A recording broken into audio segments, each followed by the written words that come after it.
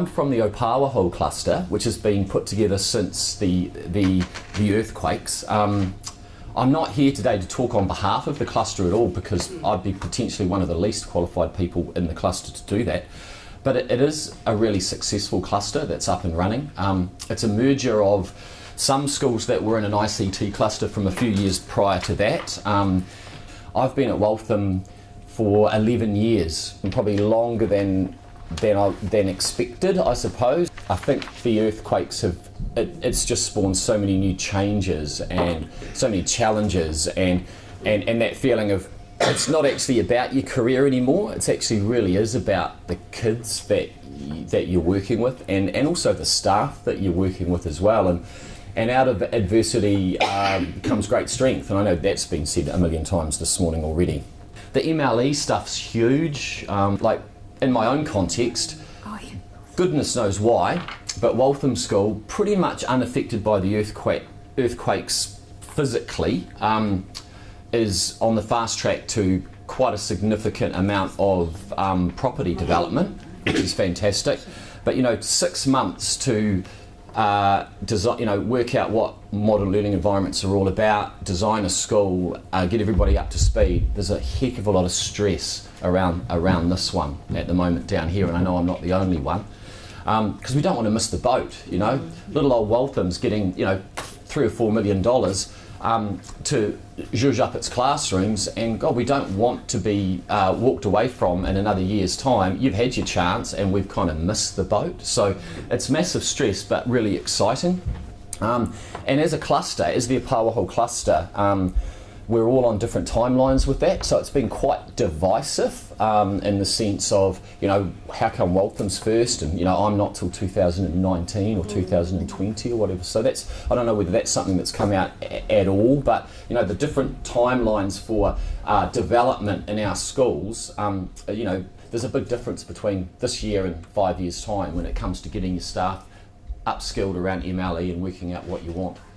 Our cluster's actually gold because of the other principals in the cluster, I think. I think that's really the key. I mean, like your best kids connect really well with other kids, and your best teachers connect really well with other teachers. If the principals don't connect with each other, it all really does kind of fall a bit flat. And one of the other really special things about our cluster is it's really diverse.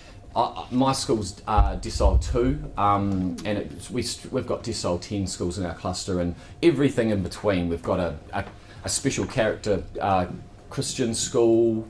We've got all sorts of stuff going on. So while that makes it really challenging, it actually takes away a lot of that competition stuff, which has been really brilliant, because I don't think a lot of the principals talk about it, but it's there. It's actually all about my school, because I need the kids at my school, and in a lot of clusters the kids move around a bit between the schools, because one school's the flavour of the month this year and another school's the flavour of the month next year.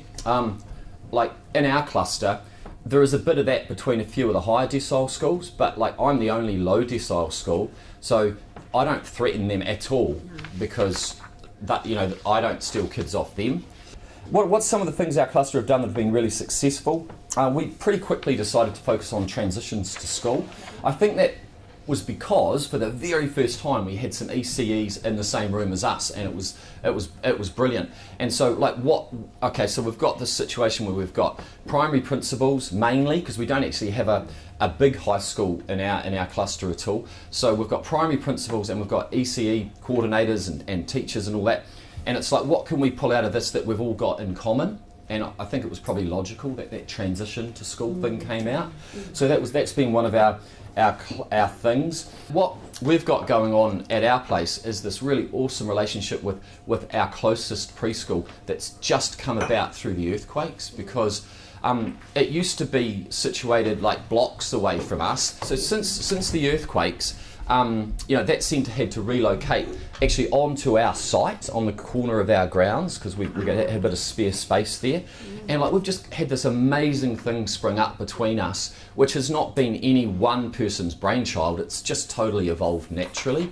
And I'd probably have to say that Rhonda, the lead teacher at the ECE, if anyone's going to get any sort of recognition for that, it's her. She's been amazing. So what's happening is our classes are going over and visiting the preschools, all, you know, that preschool in particular, but now also some others. And what comes out of it's gold. And like, there's a lot of the ECE people here. So when we talk about like learning stories and stuff, you guys are the gurus on that, and you'll know a million times more than me. But this whole kind of learning story stuff is just fantastic. And like, we've started using it at school as well. Now this is just like, obviously just basically using photos and kids' language to describe the learning that's going on when we visit.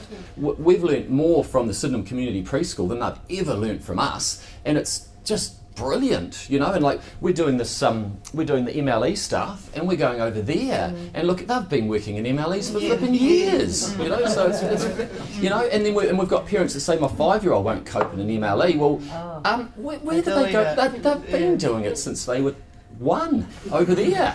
So it's been brilliant. It really has.